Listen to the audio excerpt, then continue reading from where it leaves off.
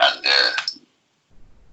they want to talk about the challenges they face there, one of which is witchcraft. And they ask how one can protect oneself from all forms of witchcraft, and what would happen if one of their partners is involved in witchcraft. Would they have to abandon the partner or stay away from them, or what? So this is all very simple, Charles, and we went over it many times, and yes, we will go over it many times again, and that is that the whole world is embraced in black magic. Okay, it's just not Africa. It's everywhere. We have Wi-Fi, we have HARP, we have atomic weapons, we have chemtrails. Everything is black magic everywhere. And, the Africans, things become kind of routine with friendships and all that. And you decide who you're going to be with and support, whatever. It only makes sense. But if someone's doing something funny, no, it's like if somebody's smoking cigarettes or drinking alcohol, I just walk away. And it's all the same thing. So it's a matter of choice. So, we do the best we can here. That's all we can do. So there's no perfect method to just abolish everything because we're in a world that's totally controlled by black magic. Everything is black magic. The marketing ploy, the indoctrination, the schools, the political system, religions. It can look good, but it's all part of the black magic that's taking place. If it's not the all-natural environment that's not destroying itself, then it's deception, it's a distortion, and it's black magic. So, we're providing a real guidance and a real education so people can learn to understand how to do things for themselves. So there you go. Okay, then it's unfortunate that I have so much to say and the connection is not good at all. I don't understand. We can hear you fine. Just go ahead. Take your time. Okay, Duane, I want to ask whether meeting you physically and meeting you on the real side are the same, it's the same thing. And why do I ask this question? It's because a new friend from Congo says he tested the new sessions by singing Know You 7 times and calling on Rebels 7 times. And soon found himself on a surfboard in the water. And he also saw you in the water, in the open, the ocean. You were on a motorcycle. Then he saw only your back.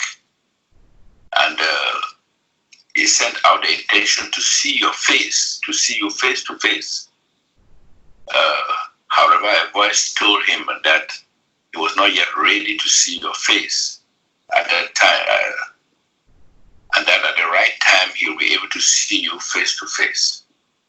He insisted, but the voice told him not to insist, and that if he tried to see your face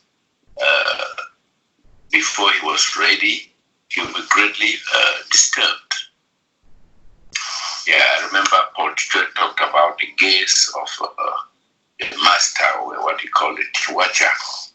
So, is that the reason most people can only see your back or hear you talking without seeing your real face, Duane?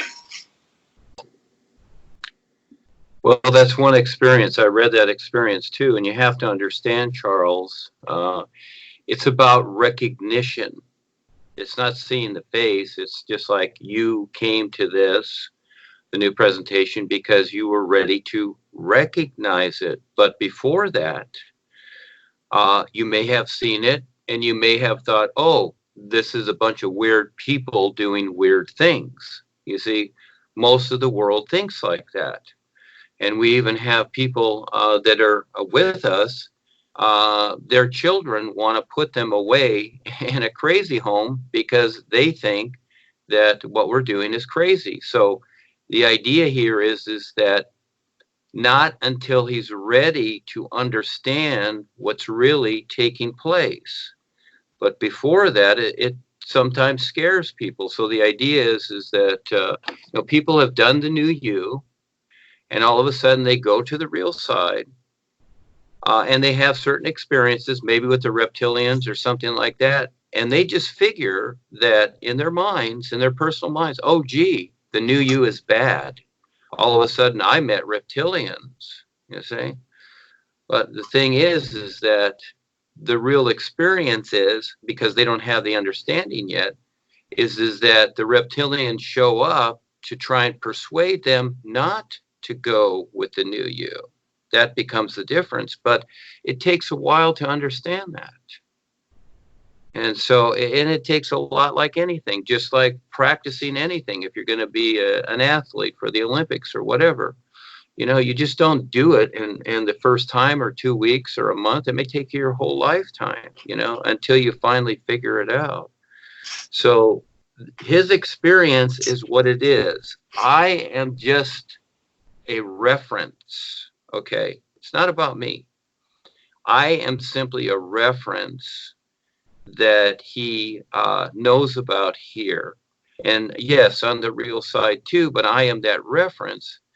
But every time a person has an experience, it's for them alone, and they must learn to figure it out. And it takes a while, just like going to school. You do your homework. It takes a while. And even when we go through school and college and whatever, and even a university or what have you, do some people know what to do with their lives? No, they don't. So the new presentation is really about the real universes and real freedom, and that's huge. Just figure it's going to take a lifetime. Give people 50 years. Paul said 25, but no. I give people 50 years at least. Give yourself 50 years. So the thing is that everything's not going to happen because we want it to. All right. Yeah, we would like clean water, clean air, clean oceans, etc. But it just isn't happening, is it? Just because we want to, or we pray to the gods, etc.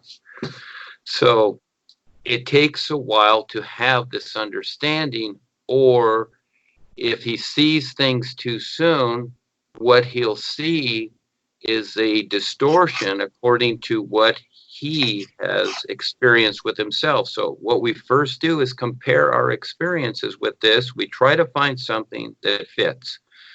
And some things do, but for the most part it doesn't. So it seems like it's a distortion until we have the understanding to be able to see it for what it is. You see? Very real.